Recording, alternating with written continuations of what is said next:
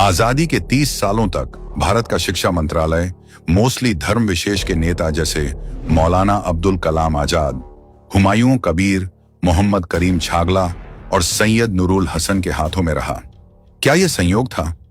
आजादी के बाद नेहरू परिवार की रिश्तेदार रोमिला थापर ने अपने तरीके से इतिहास लिखा, मुगलों का मनचाहा महिमा मंडन किया और शिक्षा नीम को आक्रांताओं का गुलाम बना दिया गया। और मजे की बात यह है कि ज्ञान आजकल कांग्रेस की वो नेता बांट रही हैं जो ना भारत के स्कूलों में पढ़ी हैं और 50 साल भारत में रहने के बाद भी भारत की एक भाषा ठीक से बोल नहीं पाती। हाल ही में उन्होंने केंद्रीकरण, व्यावसायीकरण और सांप्रदायिकरण की एड में एनईपी पर सवाल उठाए। चलिए उन्हें अपना गिरेबान भी दिखा देते हैं। 1976 में इंदिरा ने किया था शिक्षा का केंद्रीयकरण। मोदी जी पर आरोप लगाने से पहले सोनिया गांधी अगर कांग्रेस का इतिहास पढ़ लेती तो शायद उन्हें यह मालूम होता कि 1976 में इंदिरा गांधी ने शिक्षा को राज्य सूची से हटाकर संवर्ती सूची में डाल दिया। इसका मतलब था शिक्षा नीति केंद्र सरकार तय करेगी और राज्यों की भूमिका कम होगी। 2011 में जब कपिल सिब्बल ने सीबीएसई ग्रेडिंग सिस्टम और सीसीई लागू किया, तब क्या राज्यों से राय ली थी? आज जब मोदी सरकार शिक्षा को रोजगार और तकनीक से जोड़ रही है, तो कांग्रेसियों को राज्य सरकारों के अधिकारों की याद आ रही है। व्यावसायीकरण शिक्षा सुधार के नाम पर सबसे बड़ा ढोंग 2009 में यूपीए सरकार का लाया गया राइट टू एजुकेशन एक्ट था, जिसकी घिसी पिटी धाराओं ने बिना परीक्षा कक्षा 8 तक प्रमोशन ने बुनियादी शिक्षा चौपट कर दी।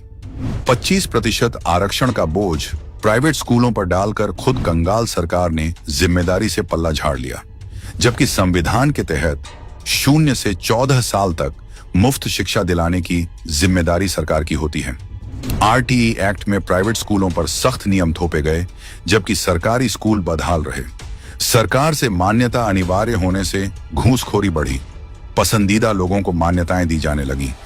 यूपीए के इस आरटीई पॉलिसी से सिर्फ 5 सालों में देश के 1 लाख स्कूल बंद हो गए।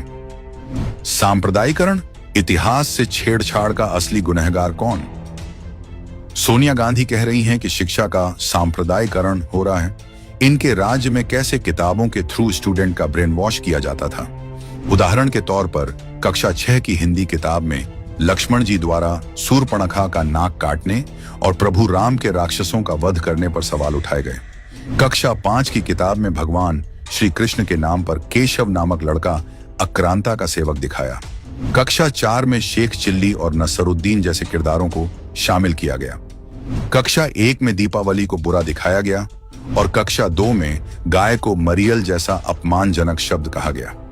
क्लास 1 की किताब में पगड़ी को फटी और गंदी दिखाकर उसका मजाक उड़ाया गया था, जबकि पगड़ी भारत की अलग अलग संस्कृति में सम्मान का प्रतीक मानी जाती है।